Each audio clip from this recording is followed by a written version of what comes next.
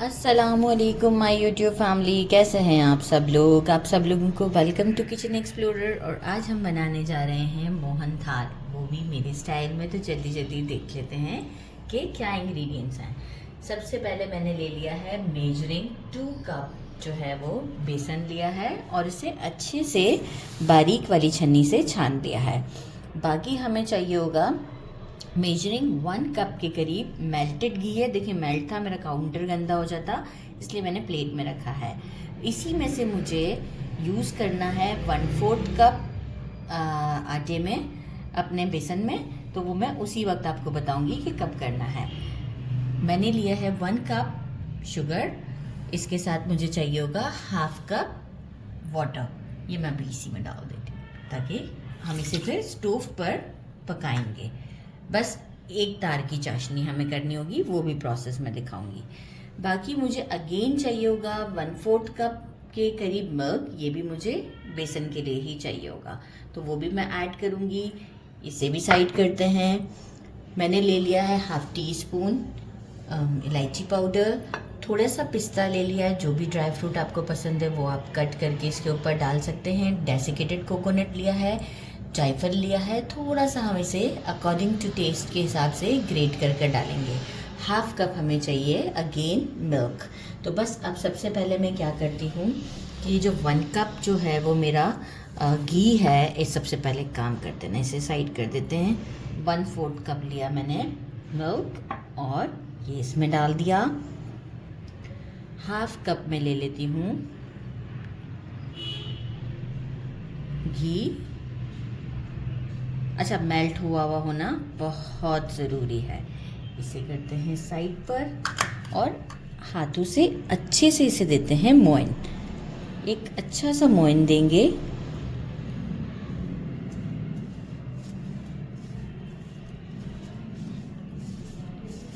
और फिर इसके बाद हम इसे सीव में से छान लेंगे अच्छे तरीके से।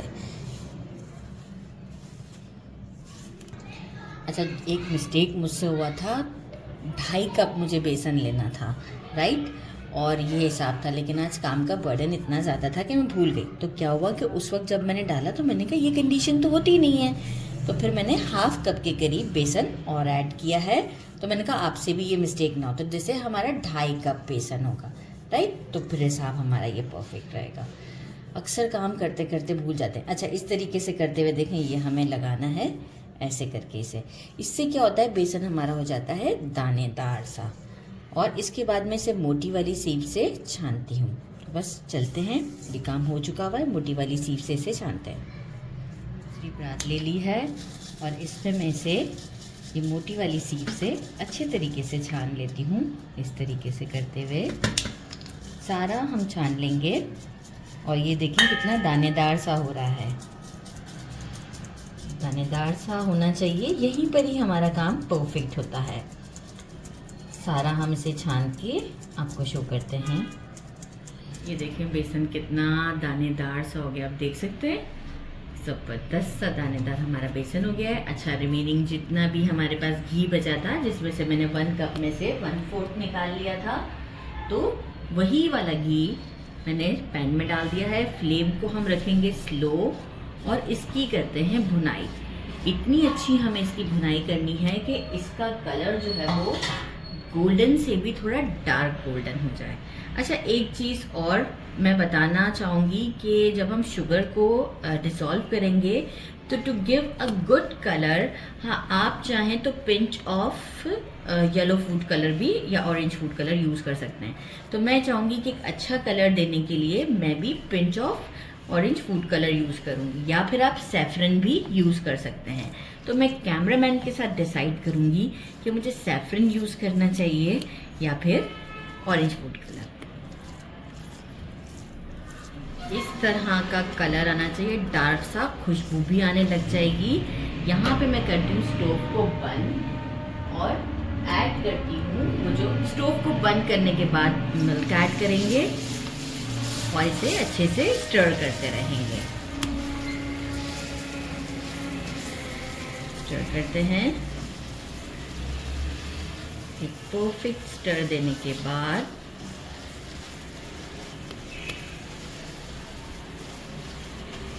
ये देख रहे हैं आप कितना जल्दी मिल्क जो है वो हमारा इसके अंदर एब्जॉर्बेंट पर चला गया है।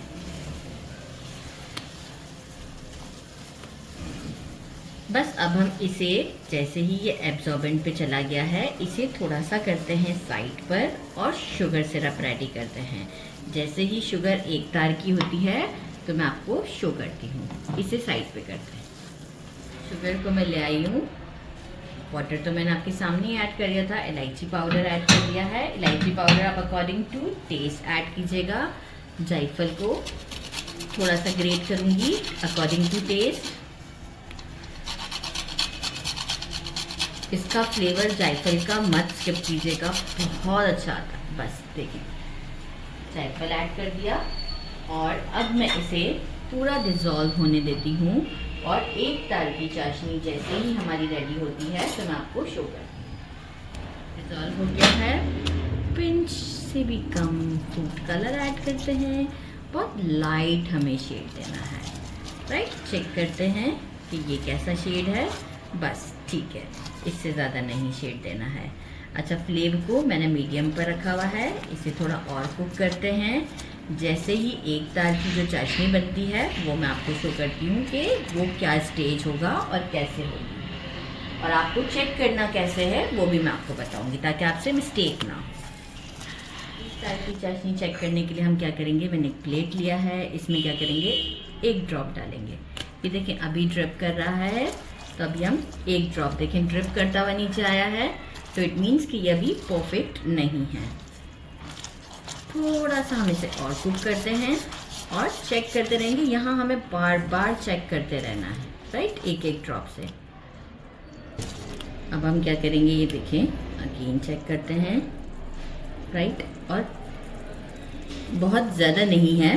लाइक अब मैं इसे टच करूँगी और ये आप देख रहे हैं ये एक तार बन रहा है, परफेक्टली बन रहा है। तो बस यहाँ हम करते हैं, स्टोव को बंद नहीं करना है क्योंकि मैं फौरन ही दूसरा पैन लेके आ जाती हूँ, सॉरी कैमरामैन। और ये सारी चाशनी हम इसमें डाल देते हैं और कंटिन्यूस अब हम चलाते रहते हैं इसे और कुक करते हैं। स्टोव ऑन ही है मेरा। फ्लेम को कर देती हूँ मीडियम और अब हम इसकी करते हैं भुनाई। बहुत ही ज़बरदस्त सा हमारा ये हलवा बनता है मोहन थाल। बस अब हम इसे इतना भूनेंगे कि ये पैन के साथ अच्छे से अपने आप को छोड़ देगा और जो है वो बहुत शाइनी अपीयरेंस पर आ जाएगा। तो 2-4-5 मिनट और लग जाएंगे और फिर ये परफेक्टली डन होगा। तो आफ्टर 4 मिनट्स के बाद शो करती हूँ। Flame is on medium right now. Exact 4 minute हुए हैं और अब आप देख सकते हैं मैं कंटिन्यूस भून रही थी और ये देखें कि घी ऊपर की तरफ आना स्टार्ट हो गया। It means this is the right time. और अब हम इसे एक मैंने बेकिंग पेपर लगा दिया एक ट्रे में और अब हम इसे सेट करते हैं। इसमें ट्रे में शिफ्ट कर लूँ। कोशिश करिएगा कि बहुत ज़्यादा बड़ा ट्रे भी ना लें क्योंकि एक्चुअल जो है वो क्वांटिटी देखें, इतना टाइम मैंने ले लिया, थोड़ा सा मुझे लगा कि बर्न मार्क आ गया है। इसे अच्छे से सेट करती हूँ क्योंकि बेसन जो है ना वो पकता ही चला जाता है अपनी ही गर्मी में। तो बस एक इसके टाइम का बड़ा ख्याल रखना पड़ता है। अच्छे से सेट करते हैं इसे प्रेस करके ताकि अच्छे मोटे मोटे से पीस रहें। अगर आप चाहेंगे तो मतलब एक आप पतले से उसमें भी रख सकते हैं, लेकिन इसमें अच्छे से पीसेस निकलेंगे। सेट करके आपको शो करती हूँ।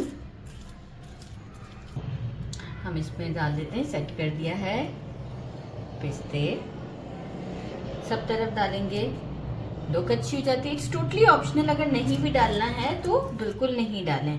अच्छा, ये भी मुझे बताना था कि कुछ लोगों को इसमें खोया भी पसंद होता है, लेकिन देखिए अगर आपको इसको लॉन्ग टाइम के लिए रखना है ना, जैसे मेरी मम्मा ये लोग बनाते थे तो वो तो पूरा 1 महीना इसे एक कंटेनर में रख देते थे। तो अगर आप खोया डालेंगे ना तो ये इतना लॉन्ग नहीं रहेगा, ये तो मतलब 2-4 दिन में ही फंगस लगना स्टार्ट हो जाएगा।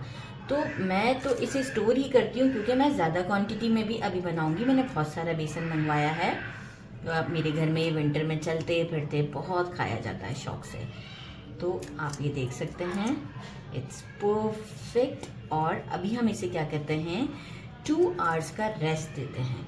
आफ्टर 2 आवर्स, अच्छा एक और चीज़, इसे करते हैं प्रेस, क्योंकि जब हम इसे 2 घंटे के बाद या 3 घंटे के बाद, आपकी मर्ज़ी है, आप इसे ओवरनाइट भी छोड़ दें और फिर कट करेंगे तो ओवरनाइट के बाद का रिज़ल्ट तो बहुत ही अच्छा होगा, क्योंकि बेसन जो है ना वो इसके अंदर अच्छे से जो है वो अपनी जगह बना लेगा और घी भी अपनी जगह बना लेगा, और घी जो है वो इसके साथ अच्छे से मिक्स हो जाएगा। और ठंडा मौसम है तो वो ड्राई भी होगा थोड़ा सा। तो इसे मैं 2 आवर्स के बाद आपको शो करती हूँ और फिर हम कट करेंगे। मैंने इसे ट्रे से निकाल के इस तरीके से स्ट्रेट कट लगा दिए हैं। 3 आवर्स मैंने इसे छोड़ दिया था। अब मैं आपको इसका पीस दिखाऊं। जितना लॉन्ग ये स्टे में रहेगा ना, उतना ही ये ज़बरदस्त लगेगा। ये आप देख सकते हैं कितना ज़बरदस्त है। ट्राई करते हैं इसे। बिस्मिल्लाहिर्रहमानिर्रहीम।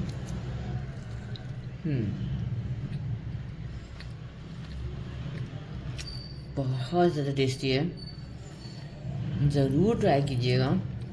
मेरे चैनल को लाइक और सब्सक्राइब करना नहीं भूलिएगा। अपना ख्याल रखिएगा। अल्लाह हाफिज़।